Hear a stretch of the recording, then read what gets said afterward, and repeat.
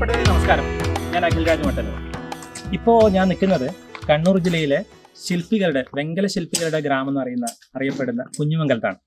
ഇവിടെ വരാനുള്ളൊരു കാരണം എന്ന് പറഞ്ഞു കഴിഞ്ഞാൽ, ഞാൻ ഒരുപാട് നാളുകളായി ഈ മഹാവിഷ്ണുവിൻ്റെ വിഗ്രഹങ്ങളെ പറ്റി റിസർച്ച് ചെയ്തുകൊണ്ടിരിക്കുകയാണ്. അപ്പോൾ ബേസിക്കലി ഞാനൊരു ഡിസൈനറാണ്, ചിത്രകാരനാണ്. അതിൻ്റെ കൂട്ടത്തിൽ തന്നെ ഇപ്പോൾ മഹാവിഷ്ണുവിൻ്റെ വിഗ്രഹങ്ങളെ പറ്റി റിസർച്ച് ചെയ്ത് നിൽക്കുന്ന ഭാഗമായിട്ട് ഒരു വളരെ പ്രധാനപ്പെട്ട ഒരു ശില്പിയെ നിങ്ങൾക്ക് പരിചയപ്പെടുത്തണമെന്ന് ആഗ്രഹം ഉണ്ടായി. അങ്ങനെ പ്രാധാന്യം മനസ്സിലാക്കിയപ്പോഴാണ് ജീവൻ എന്ന് പറയുന്ന ഈ ദേവശില്പിയെ നിങ്ങളെ തീർച്ചയായിട്ടും അറിയണം എന്നുള്ളൊരു ആഗ്രഹം ഉണ്ടാവുകയും അപ്പോൾ അതിനായിട്ട് ഒരു വീഡിയോ തയ്യാറാക്കാൻ വേണ്ടി വരികയും ചെയ്തു. അപ്പം അദ്ദേഹം അവിടെ പണിശാലയിൽ ഉണ്ടോ എന്ന് സത്യം പറഞ്ഞാൽ എനിക്കറിയില്ല. ഞാൻ അദ്ദേഹത്തെ ഫോൺ വിളിച്ചിട്ടാണ് വരുന്നത്. അപ്പം അദ്ദേഹം രാവിലെ ഉണ്ടാവുമെന്ന് പറഞ്ഞിട്ടുണ്ട്. എന്തായാലും നമുക്ക് അവിടെ പോയി നോക്കാം. അദ്ദേഹം എങ്ങനെയാണ് കലയെ ഉപാസിക്കുന്നത്, എങ്ങനെയാണ് ലോകോത്തര നിർമ്മാണത്തിലുള്ള ശില്പങ്ങൾ ചെയ്യുന്നത് നമുക്ക് മനസ്സിലാക്കാം.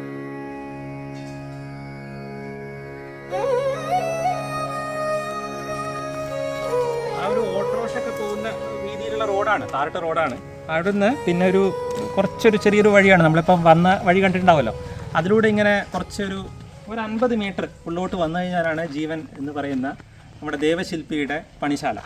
അപ്പോൾ അദ്ദേഹം ഉണ്ടോ എന്നുള്ളത് ഞാൻ നേരത്തെ പറഞ്ഞ പോലെ സത്യം പറഞ്ഞാൽ ചെക്ക് ചെയ്തിട്ടില്ല. അദ്ദേഹം വളരെയേറെ തിരക്കുകളുള്ള ഒരു ശില്പിയാണ്. എന്തായാലും നമുക്കൊന്ന് പോയി നോക്കാം. ഇവിടെ നോക്കിയാൽ കയറി വരുമ്പോൾ തന്നെ നമ്മൾ ആദ്യം കാണുന്നത് തന്നെ ഒരു പഞ്ചലോഹത്തിൽ ഒരു വിഗ്രഹം ചെയ്തുകൊണ്ടിരിക്കുകയാണ്. നമ്മൾ ഇവരെ ശല്യപ്പെടുത്തുക എന്നൊരു ആഗ്രഹത്തിലല്ല ഇവിടെ വന്നത്. വർക്കുകൾ കാണുക, അത് ശില്പങ്ങളെ സ്നേഹിക്കുന്ന, കലാകാരന്മാരെ സ്നേഹിക്കുന്ന, നല്ല വർക്ക്, നല്ല ക്വാളിറ്റിയുള്ള വർക്കുകളെ സ്നേഹിക്കുന്ന ആൾക്കാരിൽ ഇവരെ എത്തിക്കുക എന്നുള്ള ആഗ്രഹത്തിലാണ് ഇവിടെ വന്നത്. അപ്പോൾ നമുക്ക് ഇവരുടെ അനുമതിയോടുകൂടി ഈ പണിശാലയിലേക്ക് കയറാം. ഏട്ടാ നമസ്കാരം. ഞാൻ അഖിൽരാജ് മട്ടന്നൂർ. ഞാൻ ഇന്നലെ ജീവേട്ടനെ വിളിച്ചിട്ടുണ്ടായിരുന്നു. അപ്പോൾ അദ്ദേഹത്തിനെ ഒന്ന് കാണണമെന്നും അദ്ദേഹത്തിന് വർക്ക് കാണിക്കണമെന്നൊരു ആഗ്രഹത്തിലാണ് വന്നത്. ജീവേട്ടൻ അവിടെ ഉണ്ടോ? അകത്ത് ഉണ്ട്. ആയിക്കോട്ടെ, അകത്ത് കയറാലോ അല്ലേ? ഇവിടെ നോക്കിയേ, ഇപ്പം തന്നെ നമ്മൾ കയറി വരുമ്പോൾ തന്നെ സുബ്രഹ്മണ്യ ഭഗവാനല്ലേ ഇതല്ലേ? അല്ലേ?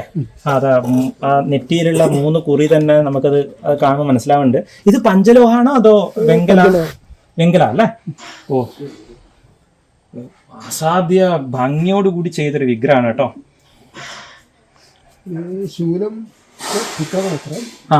ഓ, ഇവിടെ ശൂലം ഇനി ചെയ്യണം അല്ലേ?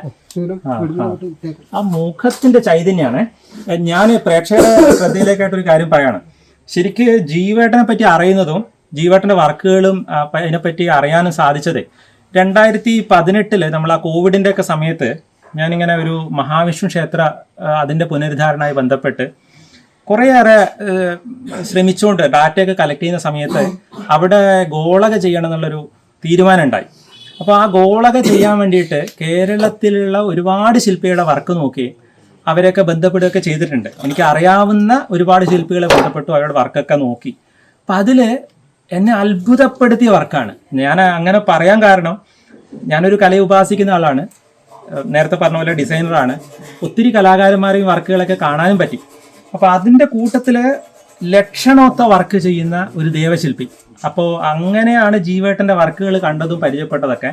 പക്ഷേ ജീവേട്ടനെ നേരിട്ട് അങ്ങനെ പരിചയപ്പെടാൻ പറ്റിയിട്ടില്ല. അദ്ദേഹത്തിന് ഫോണിലൂടെ ബന്ധപ്പെട്ടിട്ടുണ്ട്. ഞാൻ ഇന്നലെയും അദ്ദേഹത്തെ ബന്ധപ്പെട്ടു. ഇന്നിങ്ങനെ വന്നു കഴിഞ്ഞാൽ ഒരു 10 മിനിറ്റ് സമയം തരുമെന്ന് ചോദിച്ചിട്ടുണ്ട്. അപ്പം ഇദ്ദേഹം അവിടെ ഉണ്ട് എന്നാണ് പറഞ്ഞത്. നമുക്ക് അദ്ദേഹത്തിന് നോക്കാം, അദ്ദേഹത്തിൻ്റെ വർക്കുകൾ, കാര്യങ്ങൾ. ഇവിടെ ഈ പണിശാലയിൽ കയറുമ്പം തന്നെ നമുക്ക് ആ ഒരു വൈബ് ഫീൽ ചെയ്യുന്നുണ്ട്. ചുറ്റും ശില്പങ്ങളാണ്. ഇവിടെ ഒരു മഹാദേവന്റെ ശില്പമുണ്ട്. അത് ഫൈബറിൽ മോൾഡ് ചെയ്തതാണ്. അതെ, ഫൈബറാണ്, ഫൈബറിൽ കാസ്റ്റ് ചെയ്തതാണ്. ആ മുഖത്തിന്റെ ഗാംഭീര്യമൊക്കെയാണ്. പലപ്പോഴും നമ്മുടെ ശില്പിമാർ ചെയ്യുന്ന വർക്കിൽ നമ്മൾ ആ ഒരു ശില്പിയും കുറ്റപ്പെടുത്തുകയല്ല, തീർച്ചയായിട്ടും പലതരത്തിലുള്ള ശില്പങ്ങളുണ്ട്. അബ്സ്ട്രാക്റ്റ് ആയിട്ടും നമ്മുടെ ക്രിയേറ്റിവിറ്റി വെളിവാക്കുന്ന രീതിയിലൊക്കെ നമുക്ക് ശില്പം ചെയ്യാം തീർച്ചയായിട്ടും. പക്ഷെ റിയലിസ്റ്റിക് ആയിട്ട് അതിലൊരു കലാകാരന്റെ ഔന്നത്യം കാത്തു സൂക്ഷിക്കുന്ന രീതിയിൽ ശില്പങ്ങൾ ചെയ്യാന്ന് പറഞ്ഞു കഴിഞ്ഞാൽ അത് കുറച്ചൊരു ബുദ്ധിമുട്ടാണ്. കാരണം ആ പ്രപ്പോർഷനും ആ ഗാംഭീര്യമൊക്കെ ശില്പങ്ങൾ കൊണ്ടുവരിക എന്ന് പറയണം. ഇവിടെ ഒരുപാട് ശില്പങ്ങളാണ് കേട്ടോ. ഞാൻ എന്താ പറയാ, നമ്മുടെ ഉള്ളിൽ ശരിക്കും പോസിറ്റിവിറ്റി നിറഞ്ഞു വരുന്ന ഒരു പണിശാലയാണ്. ഇവിടെ ഇപ്പോൾ എനിക്ക് തോന്നുന്നു ഇവരൊക്കെ ജീവേട്ടൻ എവിടെ ഉണ്ടാവുക കേട്ടാ? ജീവേട്ടൻ എവിടെയാ കാണാൻ പറ്റുക? ഓ, അവിടെയാ? ആയിക്കോട്ടെ. ജീവേട്ടൻ അവിടെ കൃഷ്ണ വിഗ്രഹത്തിന്റെ ഒരു പണിയിലാണെന്നാണ് തോന്നുന്നത്. തീർച്ചയായിട്ടും നമ്മളിനി സമയം കളയുന്നില്ല. ജീവേട്ട നമുക്ക് പരിചയപ്പെടാം. ജീവേട്ട നമസ്കാരം. ഇവിടെ ഞാൻ ഇന്നലെ ബന്ധപ്പെട്ടിരുന്നു. ഞാൻ ഇന്നലെ ഫോൺ വിളിച്ച അഖിലാണ്. ഇന്നലെ വൈകുന്നേരം വിളിച്ചിരുന്നു. അപ്പോൾ ജീവേട്ടനെ ഒന്ന് പരിചയപ്പെടുത്താനും നമ്മളെ എന്താ പറയുക, ശില്പങ്ങളെ സ്നേഹിക്കുന്ന, ശാസ്ത്രീയമായി ശില്പങ്ങളെ മനസ്സിലാക്കാൻ ആഗ്രഹിക്കുന്ന ആൾക്കാരിലേക്ക് ജീവേട്ടനെയും ജീവേട്ടൻ്റെ കലയെയും ജീവേട്ടൻ ചെയ്യുന്ന ശില്പങ്ങളെ എത്തിക്കുക എന്നുള്ള ഉദ്ദേശത്തിലാണ് ഞാൻ വന്നത്. അപ്പോൾ ജീവേട്ടൻ ഇരുന്നോളൂ. ജീവേട്ടൻ തീർച്ചയായിട്ടും നമ്മൾ ആ വർക്ക് ചെയ്യുന്ന ആ ശില്പിയെ തീർച്ചയായിട്ടും ബഹുമാനിച്ചേ പറ്റുള്ളൂ. അപ്പം ഇത് ജീവേട്ട, ഇത് കൃഷ്ണ വിഗ്രഹം അത് സെപ്പറേറ്റ് ചെയ്യണോ അതോ ഗോളകയായിട്ട് ചെയ്യുന്നതാണോ? ഗോളകയാ, പ്രതിഷ്ഠക്ക് ഗോളകയായിട്ട് ചെയ്യുന്നത്. ഓ, അത് മുഖമൊക്കെ നോക്കി എന്ത് ഭംഗിയായിട്ടാണ്. ഇത് ശരിക്കും ഒറിജിനൽ ആയിട്ടുള്ള ആ വിഗ്രഹത്തിന്റെ മുകളിലേക്ക് പോകാൻ വന്ന ഗോളകയാ അല്ലെ? ഗോളക. ഇത് ഇനി ഇതിപ്പം മെഴുകിൽ ചെയ്യല്ലേ? മെഴുകിൽ ചെയ്ത് ഇനി ഇതിനെ പഞ്ചലോഹത്തിലേക്ക് മാറ്റിയെടുക്കണം. ഓ, ഇത് എവിടത്തേക്കില്ല ജീവേട്ട? ഇത് തളിപ്പറമ്പ് രാജരാജേശ്വര ക്ഷേത്രത്തിന്റെ കീഴിലുള്ള ക്ഷേത്രമാണ് വാസുദേവപുരം. വാസുദേവപുരത്തെ ക്ഷേത്ര? ഓ, അവിടുത്തെ വിഗ്രഹത്തിന്റെ നോക്കൂ. തീർച്ചയായിട്ടും പ്രേക്ഷകരെ, ഞാൻ ഒരു ഭഗവാന്റെ ഒരു ഉപാസകനാണ്. ഒരുപാട് വർഷങ്ങളായിട്ട് മഹാവിഷ്ണുവിന്റെ വിഗ്രഹങ്ങളെ പറ്റി റിസർച്ച് ചെയ്യുന്ന ഒരാളാണ്. അപ്പോൾ നമ്മൾ ഒരിക്കലും ശരിക്കും ശ്രീലകത്ത് പോയിട്ട് നമുക്ക് ഒരിക്കലും ഈ ബിംബത്തിന് അടുത്ത് പോയി കാണാനൊന്നും പറ്റില്ല. പക്ഷേ നമ്മൾ മനസ്സിലാക്കേണ്ടത് ഇതുപോലെയുള്ള ജീവേട്ടനെ പോലെയുള്ള ദേവശില്പികൾ ഇത്തരത്തിലുള്ള ആ വിഗ്രഹത്തിന്റെ മുകളിൽ കയ്യൊപ്പ് ചാർത്തിയ ആൾക്കാരാണ്. ഒരു കാലത്ത് അവിടെ ആ ശിലയിൽ ചെയ്തത് ശിലാവിഗ്രഹമായിരുന്നല്ലോ അല്ലെ? ശിലാവിഗ്രഹം ചെയ്ത ഒരു ശില്പി ഇപ്പോ ഒരു നിയോഗം പോലെ ജീവേട്ടന്റെ കയ്യിലേക്ക് വന്നിട്ടുണ്ട്. ഇത് കൃഷ്ണ വിഗ്രഹം എങ്ങനെ ചെയ്യാൻ എന്തെങ്കിലും ഒരു കാരണം ഉണ്ടോ? കൃഷ്ണ വിഗ്രഹം ചെയ്യാനാണെങ്കിൽ ഈ വിഗ്രഹത്തിൽ ഒരു കേടുപാട് പറ്റിയിട്ടുണ്ടെങ്കിൽ അതിന് സംരക്ഷണം. അതായത് കൃഷ്ണ വിഗ്രഹം മാത്രമല്ല, ഏത് ഗോളകയോ അങ്ങനെ ഏത് ഗോളകയോ, വിഷ്ണുവിന്റെ ആയാലും മറ്റുള്ള ഏത് ഗോളകയായാലും അതിന് പൊട്ടുണ്ടെങ്കിൽ, അത് കേടുപാടുണ്ടെങ്കിൽ സംരക്ഷിക്കണമെങ്കിൽ ഗോളക ചാർത്തിയിട്ടാണ്. ഭംഗിക്ക് വേണ്ടിയിട്ടല്ല, ഭംഗിയും കൂടി ചേർന്നിട്ടാണെങ്കിലും അത് അതിന്റെ പ്രൊട്ടക്ഷൻ. ഓ, ഇവിടെ ഈ ഒരുപാട് അലങ്കാരം ചെയ്തിട്ടില്ലേ ജീവേട്ട? ഇത് എങ്ങനെയാ, മനോധർമാണോ അതോ? ഇത് കുറച്ച് അതിൻ്റെ ഉള്ളിൽ ഉള്ള രീതിയിലും കുറച്ച് മനോധർമ്മത്തിലും ചെയ്തിട്ടുണ്ട്. ഓ, ഈ ഉടുത്തുകെട്ട്, ആഭരണങ്ങൾ, ഇതെല്ലാം ഇത് കുറെ കൂടി നമ്മള് അലങ്കാരങ്ങൾ കൂട്ടിയിട്ട് ഭംഗിക്ക് വേണ്ടിയിട്ട് അലങ്കാരങ്ങൾ കൂട്ടിച്ചേർക്കും. ആ,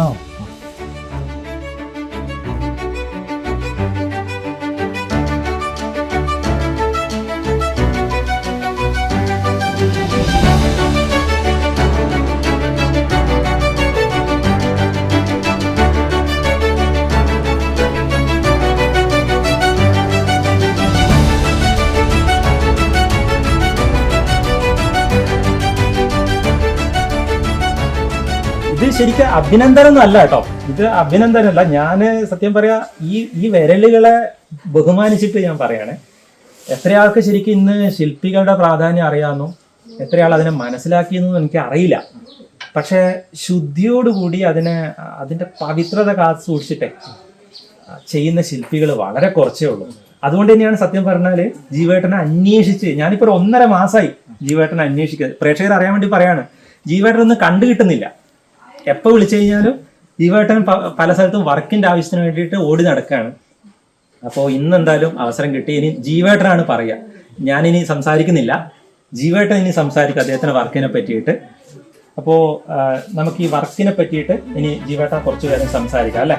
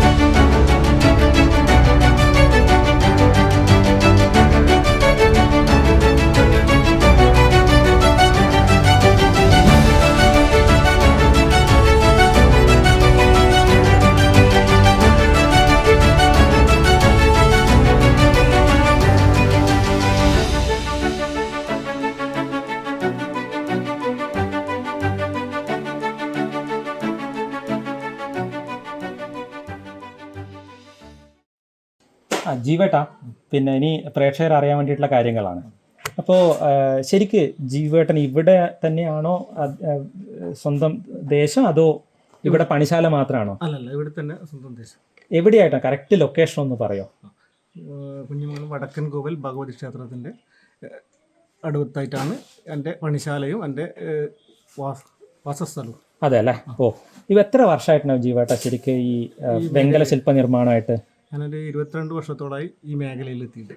അതെ, 22 വർഷമായി. 22 വർഷം. ആരാണ് ജീവേട്ടൻ്റെ ഗുരു?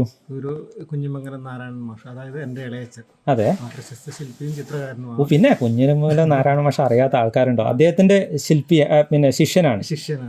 അപ്പം അതിൽ നമ്മളൊരു ശില്പം നിർമ്മിച്ചു തുടങ്ങുമ്പോഴേ ആദ്യം ഇതിപ്പോൾ ഗോളകയായിട്ട് ചെയ്യാണ്, അതല്ലാതെ ഏതൊക്കെ തരത്തിലുള്ള ശില്പങ്ങൾ ചെയ്തു തുടങ്ങുന്നുണ്ട്, ചെയ്യാറുണ്ട് ഇവിടെ? മഹാവിഷ്ണുവിൻ്റെ ചെയ്യുന്നുണ്ട്, പിന്നെ ദേവിയുടെ ചെയ്യുന്നുണ്ട്, പിന്നെ വിഷ്ണു, പിന്നെ ശിവന്റെ എല്ലാം ചെയ്യാറുണ്ട്. എല്ലാ മേഖലയിൽപ്പെട്ട വിളക്ക്, കിണ്ടിയ, പൂജാപാത്രങ്ങളായാലും ധ്വജങ്ങള്, എല്ലാ വർക്കും ചെയ്യുന്നുണ്ട്. അതിൽ ഞാൻ ജീവേട്ട കയറി വന്നപ്പോ ഇവിടെ എല്ലാം കണ്ടത് മഹാവിഷ്ണുവിൻ്റെ ബിംബങ്ങളാണ്. അത് പറയാതിരിക്കാൻ പറ്റില്ല. ഞാനതിൽ റിസർച്ച് ചെയ്യുന്നു, ഒപ്പം കണ്ടത് മുഴുവൻ മഹാവിഷ്ണുവിൻ്റെയും. ഇപ്പം ഇവിടെ കൃഷ്ണനാണ് ഇപ്പം ചെയ്തുകൊണ്ടിരിക്കുന്നത്. ജീവേട്ട എങ്ങനെയാണ് ഈ മഹാവിഷ്ണുവായിട്ട് ജീവേട്ടൻ ഇത്രയധികം കണക്ഷൻ വന്നതെന്ന് എനിക്ക് അറിയാനുള്ള താല്പര്യമുണ്ട്. ഏകദേശം എത്ര മഹാവിഷ്ണുവിൻ്റെ ബിംബങ്ങൾ ചെയ്തിട്ടുണ്ടാവും ഇതുപോലെ ഗോളകൊക്കെ ആയിട്ട്? 100ഓളം മഹാവിഷ്ണുവിന്റെ വിഗ്രഹം. 100ഓളം ഏകദേശം ചെയ്യാൻ സാധിച്ചു. 100ഓളം ഗോളക മഹാവിഷ്ണുവിന്റെ ചെയ്തിട്ടുണ്ട്. ഈശ്വര, ഞാനെന്താ പറയാ, ഇനി ഇതിനപ്പുറം വേറൊന്നും പറയാനില്ല. അങ്ങനെ ഒരു ഭാഗ്യം ശരിക്ക് എത്ര ശില്പിമാർക്ക് കിട്ടിയെന്ന് തന്നെ അറിയില്ല. അത് എനിക്കൊന്നും എല്ലാം പുരാതനമായിട്ടുള്ള വിഗ്രഹങ്ങളും കാര്യമാണെന്ന് തോന്നുന്നു അല്ലേ? അതെ. അപ്പൊ എവിടെയൊക്കെ ആയിട്ട് ചെയ്തിട്ടില്ല ശരിക്ക് ബിംബങ്ങൾ? ഏറ്റവും നമ്മ കാസർഗോഡ് ചെയ്തിട്ടുണ്ട്, അതുപോലെ നീലേശ്വരം ചെയ്തിട്ടുണ്ട്, പിന്നെ ഇരിട്ടി ചെയ്തിട്ടുണ്ട്, എടക്കാനം, പിന്നെ അതുപോലെ തന്നെ മട്ടന്നൂർ പരിയാര സുബ്രഹ്മണ്യ സ്വാമി ക്ഷേത്രം, തളിപ്പറമ്പ് കുറ്റിക്കോല് എള്ളോട്ട് മഹാവിഷ്ണു, അതുപോലെ തന്നെ പിന്നെ ഇവിടെ മയ്യിൽ മഹാവിഷ്ണു ക്ഷേത്രം. അങ്ങനെ ഒട്ടനവധി ക്ഷേത്രങ്ങളിൽ മഹാവിഷ്ണുവിന്റെ വിഗ്രഹങ്ങളും അതുപോലെ തന്നെ ബലിബിംബങ്ങളും. ബലിബിംബവും ചെയ്തിട്ടുണ്ട്. ബലിബിംബം ഉൾപ്പെടെയായി 100 പറഞ്ഞത്, അതോ അതിന് പുറമെയാണ്? അതിന് പുറമെയാണ്. അതെ, ഞാൻ ആദ്യമായിട്ടാണ് ശരിക്കും ഒരു ശില്പി 100-ലധികം മഹാവിഷ്ണുവിന്റെ വിഗ്രഹം ചെയ്തു എന്ന് പറയണ കേൾക്കണേ. അപ്പൊ ശരിക്കും ഒരു നിയോഗല്ലേ? തീർച്ചയായിട്ടും ഒരു ദൈവ നിയോഗമാണ്. അതെ, അല്ല, മഹാവിഷ്ണുവിന്റെ പൂർണ്ണ സ്വരൂപനാണ്, സ്ഥിതിപാലകനാണ്, വീശതീതി വിഷ്ണു എന്ന് പറയും. സൂക്ഷ്മത്തിലേക്ക് ഇറങ്ങിപ്പോകുന്ന ഒരു അവതാരമാണ്. അപ്പോൾ വിഷ്ണുവിൻ്റെ വിഗ്രഹങ്ങൾ 100-ലധികം ചെയ്ത ദേവശില്പി. ഞാൻ അങ്ങനെയാണ് ഇനി ജീവേട്ടനെ പ്രേക്ഷകരിൽ എത്തിക്കാൻ ആഗ്രഹിക്കണം. എങ്ങനെയാണ് ഒരു ശില്പം ഗോളക നമ്മൾ വർക്ക് വരുന്നത് മുതലുള്ള അവസാനം അത് ചെയ്തു വരുന്നവരുള്ള ഒരു കാര്യം ഒന്ന് പറയോ? എങ്ങനെയാണ് അതിൻ്റെ ക്രമം എന്നുള്ളത്? അത് പിന്നെ ആദ്യത്തെ തുടക്കം എന്ന് പറഞ്ഞാൽ നമ്മൾ ക്ഷേത്രത്തിൽ പോയിട്ട് ക്ഷേത്ര തന്ത്രിമാരുടെ അനുമതി വാങ്ങിച്ചതിന് ശേഷം പിന്നെ കുളിച്ച് പിന്നെ അതിൻ്റെ രീതിയിൽ നല്ല രീതിയിൽ പിന്നെ ക്ഷേത്രത്തിൻ്റെ തന്ത്രിയോട് സമ്മതം ചോദിച്ചിട്ട് ശ്രീകോവിലേക്ക് കയറാനും അവിടുത്തെ കയറാൻ കിട്ടുന്നത് തന്നെ ഒരു വലിയൊരു ഭാഗ്യമാണ്. തീർച്ചയായിട്ടും. അപ്പോൾ അവിടെ എന്ന് വെച്ചാൽ അതിൻ്റെ ഉള്ളിൽ കയറിയിട്ട് ക്ഷേത്രത്തിൻ്റെ വിഗ്രഹത്തിൻ്റെ കേടുപാടുകൾ നോക്കിക്കൊണ്ട് മനസ്സിലാക്കി ബാക്കി അതിൻ്റെ മോൾഡ് എടുക്കുക. മോൾഡ് എങ്ങനെയാണ് എടുക്കുന്നത്? അത് മെഴുകിൽ തന്നെ. മെഴുകിൽ എൻ്റെ കൃത്യമായ രീതിയിൽ അളവ് കിട്ടാൻ വേണ്ടിയിട്ട് എൻ്റെ മോൾഡ് എടുത്ത് വീട്ടിലേക്ക് വരികയും, അപ്പോൾ അതുപോലെ തന്നെ നമുക്ക് അതിൻ്റെ പിന്നെ മെഴുകിൻ്റെ ഗോളക ഉണ്ടാക്കാൻ പഞ്ചലോഹത്തിൽ ഗോളക ഉണ്ടാക്കണമെങ്കിൽ ആദ്യം അതിൻ്റെ മോൾഡ് അതിൻ്റെ മണ്ണിൻ്റെ രൂപം ഉണ്ടാക്കണം.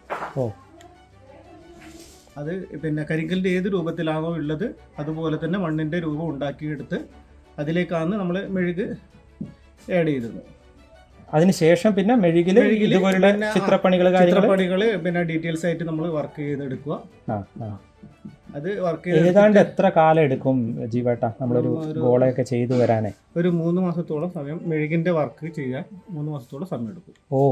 അപ്പൊ അതില് ശരിക്കും രാവും പകലും എന്നുള്ള രീതിയിൽ തന്നെയാണ് പണിയെടുക്കുക? രാവും പകലും തന്നെ രീതിയിൽ വർക്ക് ചെയ്തെടുത്തതിന് ശേഷം അത് ക്ഷേത്രത്തിന്റെ കമ്മിറ്റികൾ ആൾക്കാരും തന്ത്രിമാർ വരെ വന്ന് അത് പരിശോധിക്കണം. അത് ചെയ്തത് അത്രത്തോളം തൃപ്തിയാണോ അല്ലയോ എന്നുള്ളത് അവർ നോക്കി കണ്ട് മനസ്സിലാക്കിയതിനു ശേഷം അത് അതിൽ ക്ലിയർ ആണെന്ന് വരുത്തുന്നത് വരെ നമ്മൾ വർക്ക് ചെയ്യും.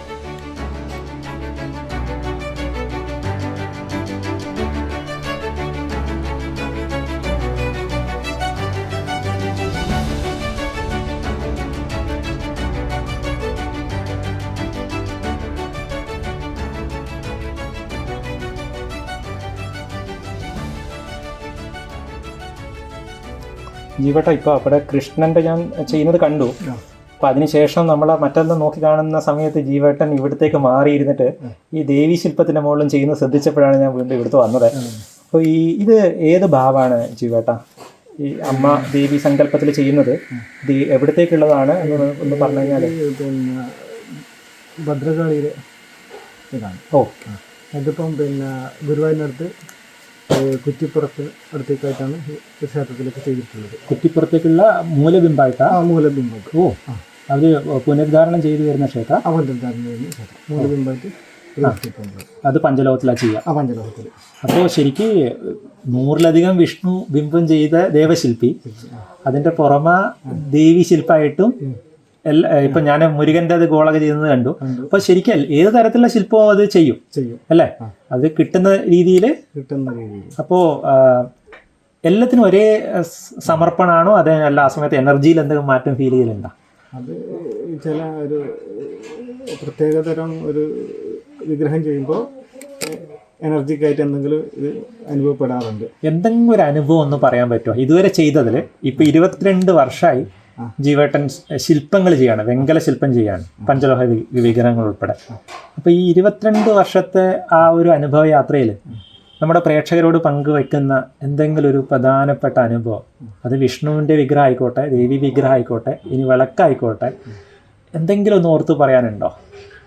ഇല്ല, നമുക്ക് വിഗ്രഹങ്ങൾ ചെയ്യുമ്പോൾ നമ്മൾ അത്രയും പിന്നെ വ്രതത്തോടു കൂടിയിട്ട് നമ്മൾ ചെയ്യണം എന്നാണ് പറയുന്നത്. അപ്പോൾ നമ്മൾ വിഗ്രഹം ചെയ്യുമ്പോൾ ചില സമയത്ത് ചില അനിഷ്ടങ്ങൾ വരാറുണ്ട്.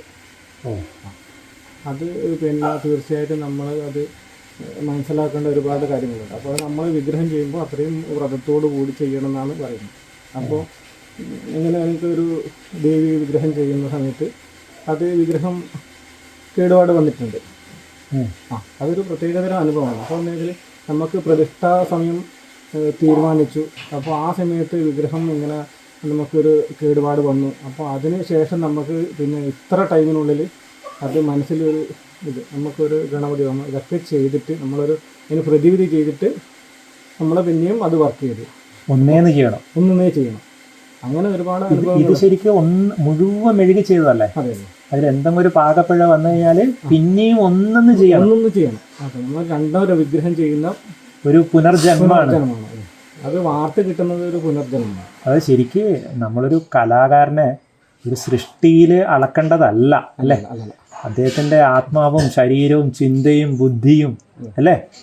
ഒരു 2-2.5 മാസം എന്ന് പറയണത്, അത് ചിലപ്പോൾ 2.5 മാസം എന്നൊരു തോന്നുമായിരിക്കും. പക്ഷേ 2.5 മാസം മാത്രമല്ല, നമുക്കത് വെച്ചാൽ ഈ വാർത്ത കിട്ടൽ എന്ന് പറഞ്ഞാൽ ഒരു വലിയൊരു അനുഭവമാണ്. അതെ, അല്ല ഞാനത് പറഞ്ഞു കേട്ടിട്ടുണ്ട്. ജീവേട്ടൻ ഇവിടുന്ന് വാർക്കുന്ന സമയത്ത് ശ്വാസം പോലും കഴിക്കൂല. അത് അത്രയും ശ്രദ്ധിച്ചിട്ടാണ് അത് ചെയ്യാന്നുള്ളത്. അത് വാർത്തിട്ട് അതിൻ്റെ മണ്ണ് എല്ലാം പൊളിച്ച് കളഞ്ഞ് അത് ക്ലീൻ ചെയ്ത് എടുത്തു കഴിഞ്ഞാൽ നമ്മളൊരു ശ്വാസം നേരെ വീഴുള്ളൂ. അതെ, നമ്മളത് വാർത്തിട്ട് നമ്മളൊരു ഒരു ഒരു കുട്ടികൾ ആ ഒരു പ്രസവിച്ചിട്ട് കിട്ടുന്ന ആ ഒരു എഫക്റ്റ് തീർച്ചയായിട്ടും എത്രയും കാലം മണ്ണിൻ്റെ ഉള്ളിൽ കിടന്ന് ഇതായി ഉണങ്ങി അപ്പോൾ അത് മെഴുകി എടുത്ത് വാർത്ത് കിട്ടുന്ന ആ മണ്ണ് പൊളിക്കുന്നത്, അതാണ് നമുക്കൊരു പുനർജന്മം കിട്ടുന്നത്. ഞാൻ ഈ അമ്മ ഭഗവതിൻ്റെ മുമ്പിൽ ഇരിക്കുമ്പോൾ എന്തെന്നില്ലാത്തൊരു സുഖം അനുഭവിക്കുകയാണ്. ആ കൃഷ്ണൻ്റെ മുമ്പിലാണെങ്കിൽ ഇരുന്നപ്പോഴും എനിക്കുണ്ടായിരുന്നു.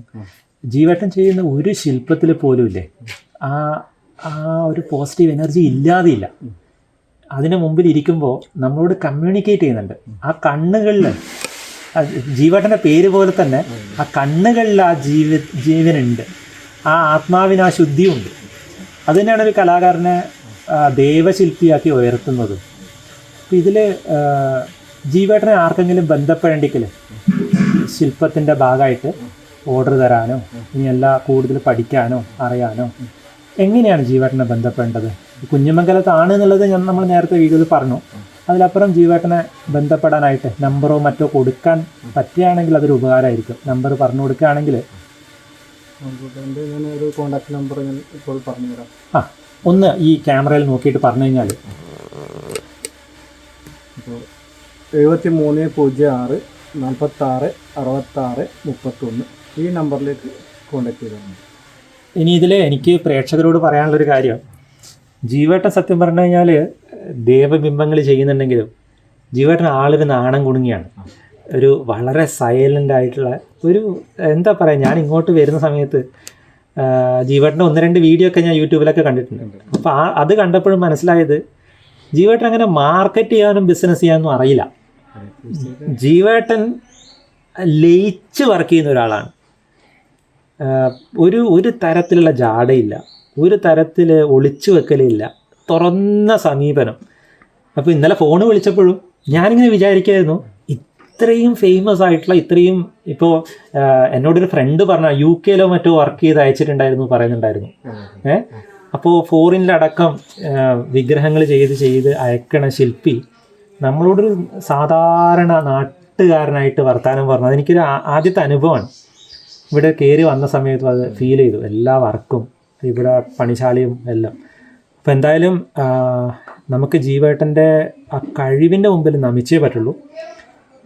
100-ലധികം ദേവബിംബങ്ങൾ, അതും മഹാവിഷ്ണുവിൻ്റെ ചതുർബാഹുവായിട്ടുള്ള മഹാവിഷ്ണുവിൻ്റെ വിഗ്രഹം ചെയ്യാൻ ഒരു നിമിത്തം കിട്ടുക എന്ന് പറഞ്ഞു കഴിഞ്ഞാൽ അത് ഈ ജന്മത്തിൽ എത്ര പേർക്ക് കിട്ടുമെന്ന് എനിക്കറിയില്ല. അപ്പം അത്രയും ഭഗവാൻ അനുഗ്രഹിച്ചൊരു കലാകാരൻ, കുഞ്ഞിമംഗലത്തിൻ്റെയും കേരളത്തിൻ്റെ അഭിമാനമായിട്ടുള്ള കലാകാരൻ. ഇദ്ദേഹത്തിൻ്റെ വർക്കുകൾ ജീവേട്ടൻ, ഞാൻ ആത്മാർത്ഥമായിട്ട് പറയുകയാണ്, ഇതൊരു കുഞ്ഞിമംഗലത്തോ കേരളത്തിലോ കണ്ണൂർ അങ്ങനെയൊന്നും ഒതുങ്ങേണ്ട വർക്കല്ല. ഇത് ലോകത്തിൻ്റെ മുമ്പിൽ എത്തിക്കേണ്ടതാണ്. അത് നമ്മുടെ പ്രേക്ഷകർ ചെയ്യും, അവർക്കറിയാം ഇതിൻ്റെ പിന്നിലുള്ള എഫേർട്ട്. ജീവേട്ടൻ സത്യം പറഞ്ഞു കഴിഞ്ഞാൽ അധികം സംസാരിക്കാത്തതുകൊണ്ടാണ് ഞാനിങ്ങനെ ഒരുപാട് സംസാരിക്കേണ്ടി വരുന്നത്. കാരണം ഇതൊരു പരിപൂർണമായ കലാകാരനാണ്. ഈ മനുഷ്യനെ സത്യം പറഞ്ഞാൽ ഉള്ളിൽ വേറൊന്നും ഒളിച്ചു വെക്കാനൊന്നും അറിയില്ല. 24 മണിക്കൂറും കലയെ സ്നേഹിക്കുക എന്ന് പറയുന്ന അതാണ്. അപ്പം നമുക്ക് സത്യം പറഞ്ഞാൽ ഇങ്ങനെയുള്ള കലാകാരന്മാരെ പ്രൊമോട്ട് ചെയ്യണം. ഇത് നാടിൻ്റെ ആവശ്യമാണ്. കാരണം ഇനിയൊരു 10-20 വർഷം കഴിഞ്ഞാൽ ചിലപ്പോൾ ഇതുപോലുള്ള പാരമ്പര്യ കലകളും പാരമ്പര്യ കൂട്ടുകളൊക്കെ അന്യം നിന്ന് പോയേക്കാം. അപ്പം എനിക്ക് പ്രേക്ഷകരോട് പറയാനുള്ളത്, താലപ്രമാണം ഫോളോ ചെയ്യുന്ന ആ തനിമ നഷ്ടപ്പെടാതെ ശില്പങ്ങൾ ചെയ്യുന്ന, വെങ്കല ശില്പങ്ങൾ ചെയ്യുന്ന ജീവേട്ടൻ്റെ കാര്യം എല്ലാവരിലും എത്തിക്കുക. നല്ല വർക്കുകളുണ്ടെങ്കിൽ, ക്വാളിറ്റിയുള്ള വർക്കുകളുണ്ടെങ്കിൽ തീർച്ചയായിട്ടും ജീവേട്ടനെ സമീപിക്കുക. അത് പൂർണ്ണ ഉത്തരവാദിത്വത്തോടെ തന്നെയാണ് ജീവേട്ടൻ ചെയ്യുക, അതിലൊന്നും ഒരു സംശയമില്ല. പിന്നെ എനിക്ക് പേഴ്സണൽ റിക്വസ്റ്റ് ഒരു കാര്യമുള്ളത്, അദ്ദേഹം നമ്പർ പറഞ്ഞു, തമാശയ്ക്ക് വേണ്ടി ഇദ്ദേഹത്തിനെ വിളിക്കരുത്. കാരണം അദ്ദേഹം ഒരു വർക്കിന് ഇരുന്ന് കഴിഞ്ഞാൽ ഫോൺ എടുക്കില്ല. അപ്പോൾ അദ്ദേഹം പരമാവധി വാട്സപ്പ് മെസ്സേജോ മറ്റോ ചെയ്യുന്നതായിരിക്കും നല്ലത്. അതേപോലെ ഒരു വർക്ക് കൊടുത്തു കഴിഞ്ഞാൽ അദ്ദേഹത്തിന് ഫ്രീഡം കൊടുക്കുക, അദ്ദേഹം ആഗ്രഹിക്കുന്നൊരു സമയം കൊടുക്കുക. അപ്പോൾ തീർച്ചയായിട്ടും ഭംഗിയുള്ള ജീവൻ തുടിക്കണ ശില്പം തീർച്ചയായിട്ടും ചെയ്തു തരും. അപ്പോൾ ഇനി ജീവേട്ടൻ വർക്കിലേക്ക് ലയിച്ചിരിക്കുകയാണ്. ഞാൻ അദ്ദേഹത്തെ ശല്യപ്പെടുത്തുന്നത് ശരിയല്ല. അദ്ദേഹത്തിൻ്റെ ഫാമിലി അപ്പുറം ഉണ്ട് എന്ന് ഞാൻ വരുന്ന സമയത്ത് മനസ്സിലാക്കി. കാരണം അവിടെ ഒരു ചേച്ചിയെ കണ്ടിട്ടുണ്ടായിരുന്നു, ഒരു മോനെയും കണ്ടിട്ടുണ്ട്, ഒരു മോളെയും കണ്ടിട്ടുണ്ട്. നമുക്ക് അവരെയും കൂടി ഒന്ന് പരിചയപ്പെടാം. അതിനുശേഷം ഈ പണിശാലയുള്ള കുറച്ച് കാര്യങ്ങൾ കൂടി നോക്കിക്കണ്ട്, അപ്പോൾ ജീവേട്ടൻ്റെ കൂടെ വർക്ക് ചെയ്യുന്ന 1-2 ആൾക്കാരുണ്ട്, അവരുടെയും കൂടി ഒന്ന് സംസാരിച്ചിട്ട് നമുക്ക് വർക്കിൻ്റെ ഡീറ്റെയിൽ ഒന്ന് കണ്ട് നമുക്ക് ഈ വീഡിയോ അവസാനിപ്പിക്കാം.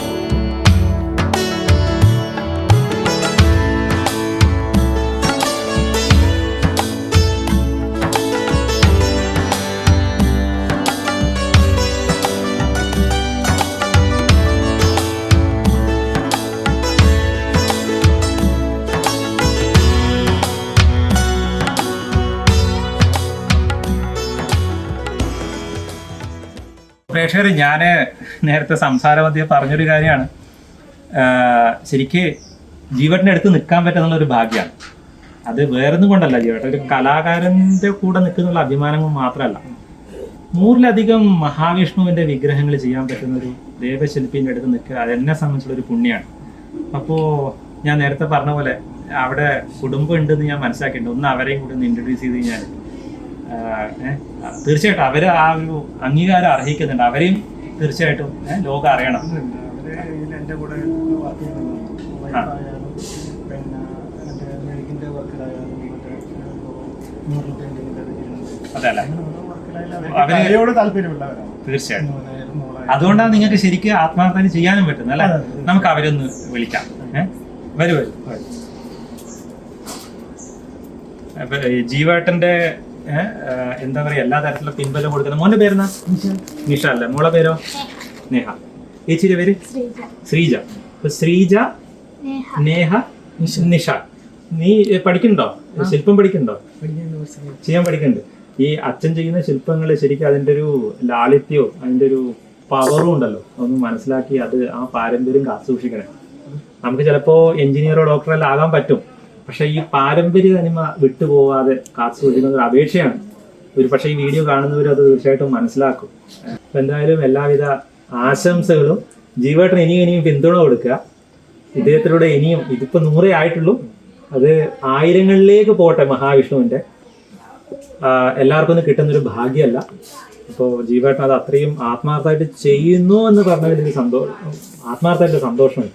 അത് തന്നെയാണ് സത്യം പറഞ്ഞാൽ ഇവിടെ എത്തിച്ചത്. കൂടുതലും ശ്രദ്ധിച്ചപ്പോൾ ജനാർദ്ദന സ്വാമി ഭാവത്തിലുള്ള വിഗ്രഹങ്ങളുമാണ്. അതിനും ഒരു കാരണം ഉണ്ടാവും. ജനയെ അർത്ഥൈതീതി ജനാർദ്ദന എന്ന് പറയും. നമ്മൾ എന്താണോ ആഗ്രഹിക്കുന്നത് അത് അതുപോലെ നടത്തിത്തരുന്ന ഭഗവാനാണ് അത്രേ ജനാർദ്ദന സ്വാമി. അപ്പോൾ ജംഗേ നാരായണ എന്ന് പറയും. അപ്പോൾ അത് ഓരോന്നിനും നമ്മുടെ ശരീരത്തിലെ 24 ഭാഗങ്ങളുള്ളതുപോലെ 24 തത്വങ്ങളിൽ ഒന്നാണ് ജനാർദ്ദന സ്വാമി. നമ്മൾ എന്താഗ്രഹിച്ചാലും അത് നടത്തിത്തരുന്ന ഭാവത്തിലുള്ള ജനാർദ്ദന സ്വാമിയാണ് കൂടുതലും ഞാനിപ്പോൾ കണ്ടത്. അപ്പം അതിന് എന്തെങ്കിലും ഒരു നിമിത്തം ഉണ്ടാവും.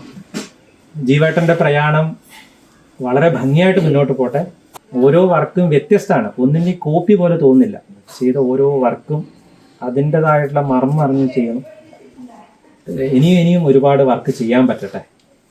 ജീവേട്ടൻ എന്ന് പറയുന്ന വ്യക്തി ലോകം അറിയപ്പെടുന്ന ശില്പിയായി മാറട്ടെ. ഞാൻ മീഡിയ ആയിട്ട് വളരെ പിന്നോട്ട് നിൽക്കുന്നു, അത് മനസ്സിലായി ജീവേട്ടൻ. അതുകൊണ്ട് ഇങ്ങനെ ഒരു മീഡിയയിലേക്ക് എത്താൻ ഒരു കാരണക്കാരനായ അയ്യോ നമ്മളൊന്നും ചെയ്തിട്ടില്ല. കാരണം അല്ല, ഞാന് ജീവേട്ടനെ പോലത്തെ ഒരു കലാകാരനെ നമ്മളെ ലോകത്തിന് മുമ്പിൽ അറിയിച്ചിട്ടില്ലെങ്കിൽ നമ്മളൊന്നും പിന്നെ ഈ കലയെ ഉപാസിക്കുന്നതിലോ കലയെ കൊണ്ടുനടക്കുന്നതിലോ യാതൊരു അർത്ഥമില്ല. ഇപ്പോൾ ഈ വിരലുകളിൽ ശ്രുതിയുണ്ട്, ഈ വിരലുകളിൽ സംഗീതമുണ്ട്, ഈ വിരലുകളിൽ ചൈതന്യമുണ്ട്. അതിനിയും കാത്തു സൂക്ഷിച്ച് മുന്നോട്ട് പോട്ടെ. തീർച്ചയായിട്ടും ഈ വീഡിയോ കാണുന്നവർ എനിക്ക് ഒറ്റന്നേ പറയാനുള്ളൂ, ജീവേട്ടന് മുമ്പിൽ നമ്മളൊന്നുമല്ല, ആ അർപ്പണ മനോഭാവത്തിന് മുമ്പിൽ ഒന്നുമല്ല. ഇന്ന് പലയാളും ഒന്നും അല്ലാതെ ആയിട്ടും സോഷ്യൽ മീഡിയ വഴി മാത്രം ചിലപ്പോൾ ലോകം അറിയപ്പെടുന്ന ശില്പിയാണെന്ന് അഭിമാനിക്കപ്പെടുന്ന കാലഘട്ടമാണ്. ഇവിടെ ആത്മാർത്ഥമായിട്ട് വർക്ക് ചെയ്യാൻ അറിയുന്ന ദൈവം തൊട്ട വിരലുകളുള്ള ശില്പി ഇവിടെ ഒതുങ്ങേണ്ട ആളല്ല എന്ന ആഗ്രഹത്തിലാണ് സത്യം പറഞ്ഞാൽ ഞാനിത് പ്രേക്ഷകരിലേക്ക് വിടുന്നത്. ഇനി നിങ്ങളത് ഇതിൻ്റെ പ്രാധാന്യം തിരിച്ചറിഞ്ഞ് ഷെയർ ചെയ്യുക. ആത്മാർത്ഥമായിട്ട് കലയെ സ്നേഹിക്കുന്നവർ ജീവേട്ടനെ സമീപിക്കുക. എന്തായാലും നല്ല വർക്കുകൾ ചെയ്യാൻ പറ്റുന്ന ജീവേട്ടൻ.